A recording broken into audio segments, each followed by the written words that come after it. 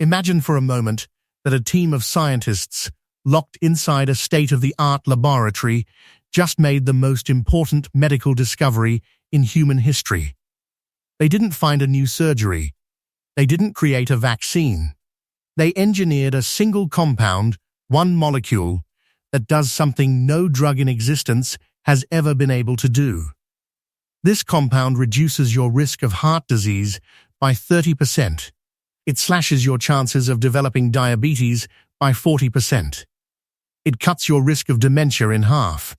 It strengthens your bones from the inside out, purifies your blood, accelerates fat burning, and completely rewrites your metabolism. And here is the part that would send shockwaves through every hospital, every pharmacy, and every government health agency on the planet. It has absolutely zero side effects. Not one. No nausea. No dependency. No interactions. No fine print. No warning label on the back of the bottle. If this compound existed, pharmaceutical companies would go to war over the patent. Governments would stockpile it like a national security asset. Insurance companies would make it mandatory. And you, like every other person on Earth who found out about it, would pay absolutely whatever they asked. You would empty your savings account. You would wait years on a list. You would do whatever it took to get access. But here is what no one is telling you. This compound already exists. It has always existed. It does not require a prescription. It does not require a doctor's signature. It does not require a single dollar. All it requires is a pair of shoes, a stretch of open ground beneath your feet, and 30 minutes of your time. Walking. That is the compound. That is the miracle. I know exactly what just happened in your head. You pulled back. You thought, walking? That is the secret? That is the big revelation? It sounds almost insulting, doesn't it? Too simple, too obvious, too boring to be the answer to everything we've been searching for. And that reaction, that skepticism, is exactly what the fitness industry has spent decades engineering inside you. We have been sold a lie, a very profitable, very convincing lie. The lie says that real health requires real suffering. It says you have to be gasping for air, drenched in sweat, collapsed on the floor, muscles screaming, before your body will cooperate. It says, if it doesn't hurt, it doesn't count. And we believed it because people in lab coats and athletes with six-pack abs kept repeating it on every screen we owned. But the actual science, the peer-reviewed, independently verified, rigorously tested research coming out of places like Stanford University, Harvard Medical School, and the Mayo Clinic, is telling us something so different it almost sounds like a different language. Walking is not just movement. It is a full system biological upgrade. It is a cascading chain reaction of molecular events that reaches into every single organ, every cell, every chemical process in your body simultaneously. Today, we are not just going to talk about walking as a habit. We are going inside your body. We are going to follow what happens minute by minute, molecule by molecule, from the exact second you step outside. And by the time we reach the end of this, you will not see walking the same way you did when you started. You will see it for what it actually is: a reset button, a biological reboot, a free pharmaceutical that your body has been waiting for you to take every single day. So let's begin. Picture it right now. You lace up your shoes. You open the door. The outside air touches your face. And in that very first moment, before you have even taken 10 steps, something changes. Your body knows. Something ancient and intelligent inside your biology recognizes this moment and begins to respond. Within the first 15 seconds of walking, your heart receives a signal. And here is what most people don't realize. That signal does not come from your brain. It comes from your muscles, your legs begin contracting, and every single contraction sends an electrical message racing through your nervous system. The message is simple and urgent. We are moving now. Prepare for action. Your heart responds immediately.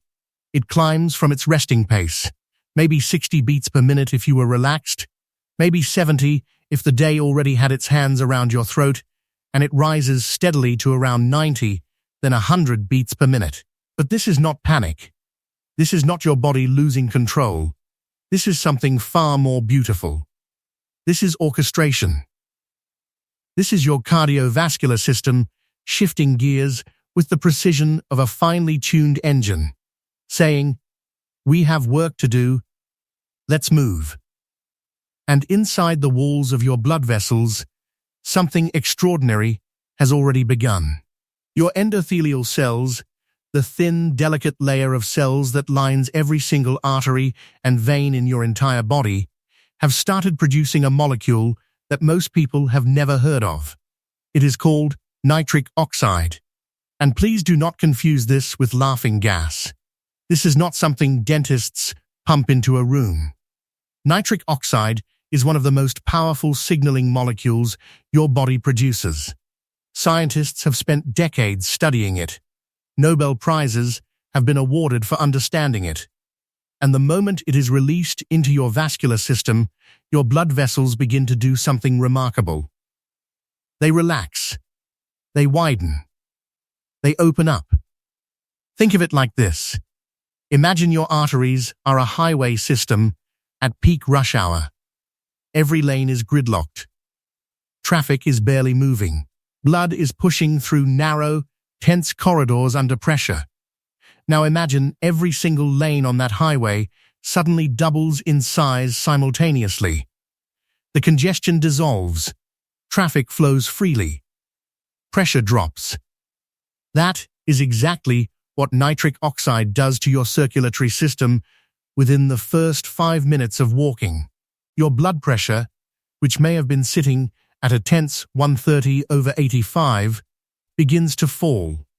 Not dangerously, not dramatically, but meaningfully. Research shows your systolic pressure can drop by 5 to 10 points in just 5 minutes of steady walking.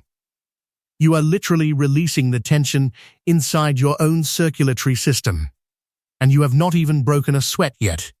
But something even deeper is happening beneath all of this. Something most people never feel, never notice, never appreciate.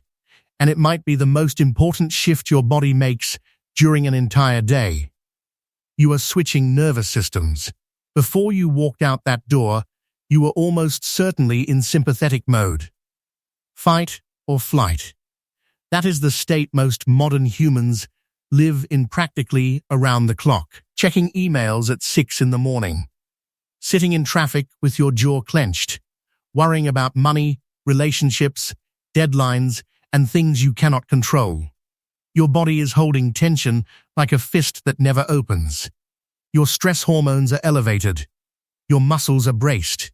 Your digestive system is suppressed. Your immune system is compromised. You are physiologically prepared for a threat that never actually arrives. The moment you begin walking, especially outdoors, especially at a steady, rhythmic pace, your body starts shifting into parasympathetic mode. Rest and digest. Recovery and repair.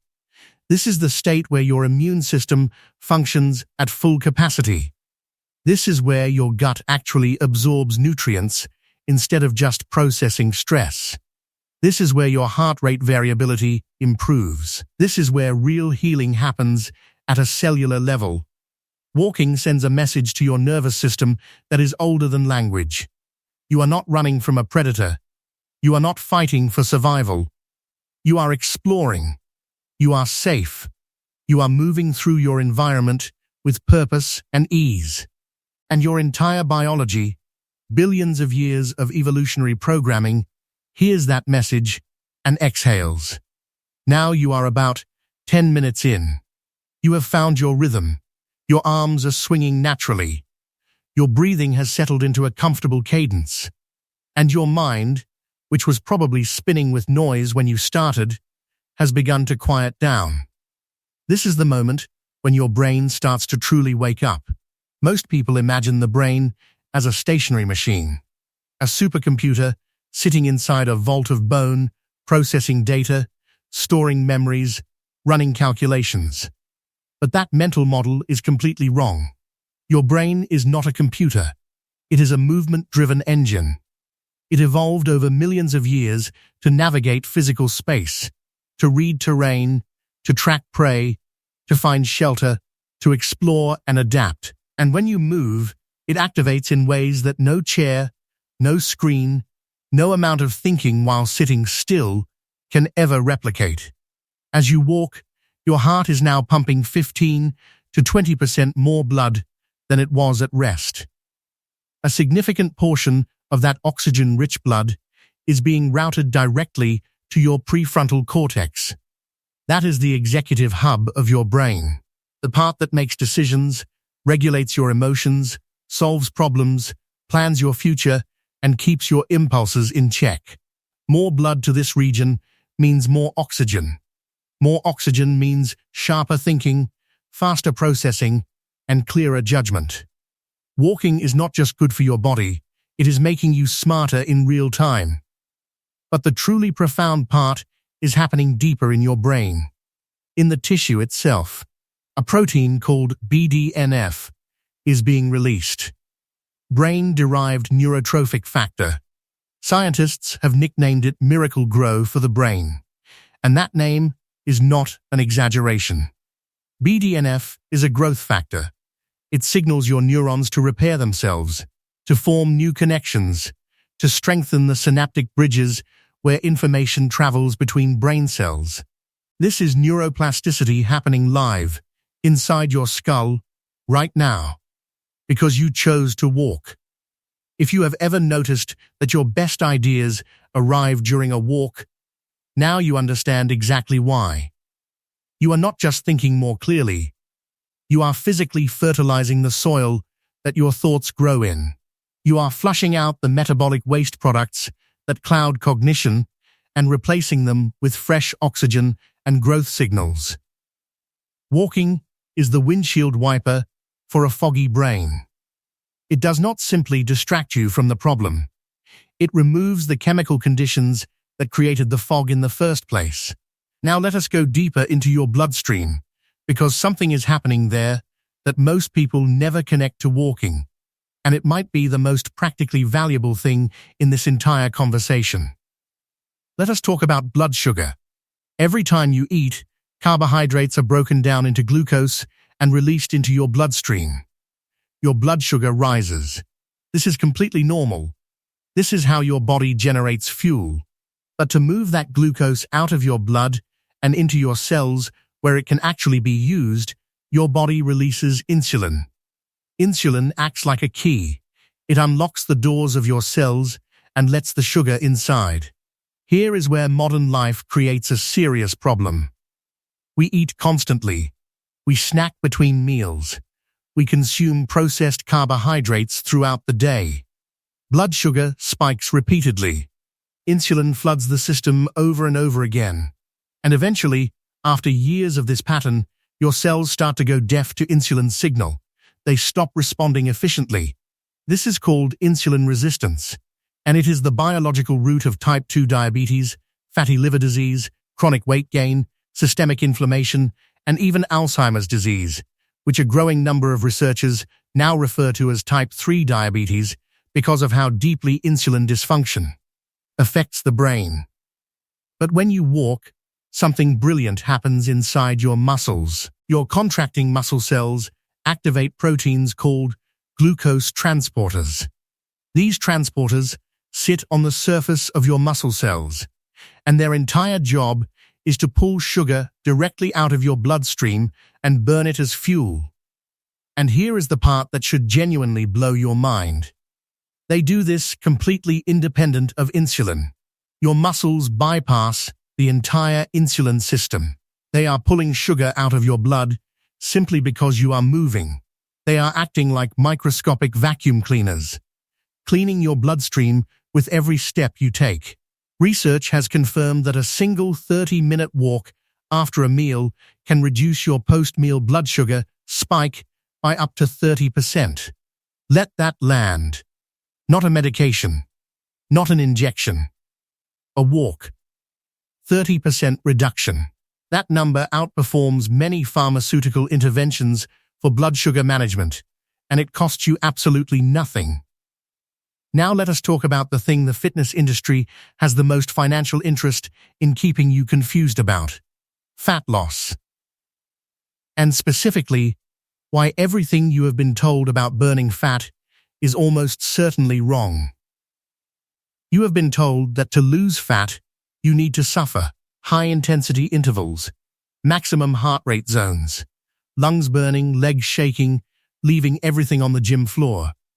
And yes, those workouts do burn a significant number of calories in a short window of time.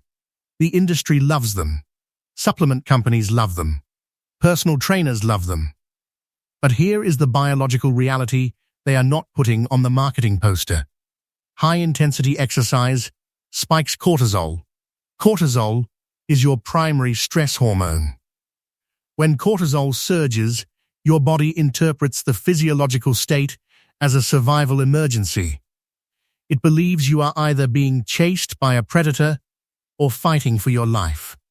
And when your body believes it is in danger, it does the opposite of what you want. It holds onto fat. It hoards stored energy because it cannot predict when the threat will end. High cortisol also ramps up your appetite, specifically your craving for sugar and fast-digesting carbohydrates, because your body wants to refuel as quickly as possible. So you train hard, cortisol spikes, you come home ravenous, you overeat, and your body still resists releasing its fat stores. It is a cycle that the fitness industry profits from while you stay frustrated.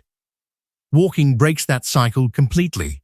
When you walk at a comfortable pace, your heart rate stays in what is called the aerobic zone, typically between 50 and 70% of your maximum.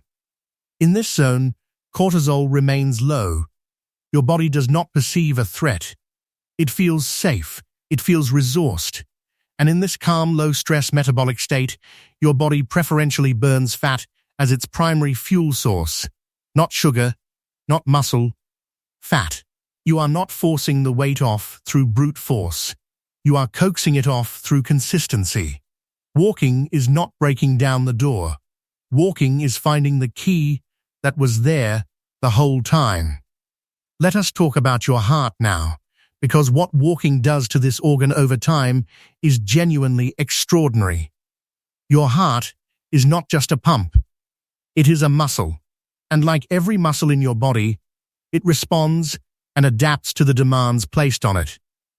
When you walk regularly, your heart begins a slow and powerful process of remodeling itself.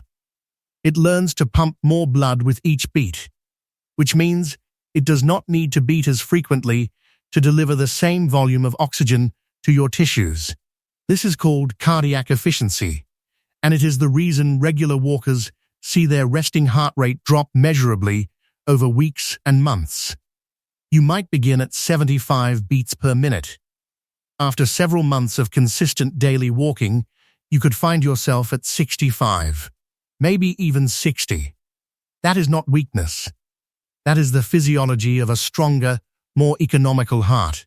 And beyond the heart muscle itself, walking keeps your arteries soft, pliable, and elastic. With every step you take, a rhythmic pulse of pressure moves through your arterial walls, keeping them responsive and flexible. Stiff arteries are what lead to heart attacks and strokes.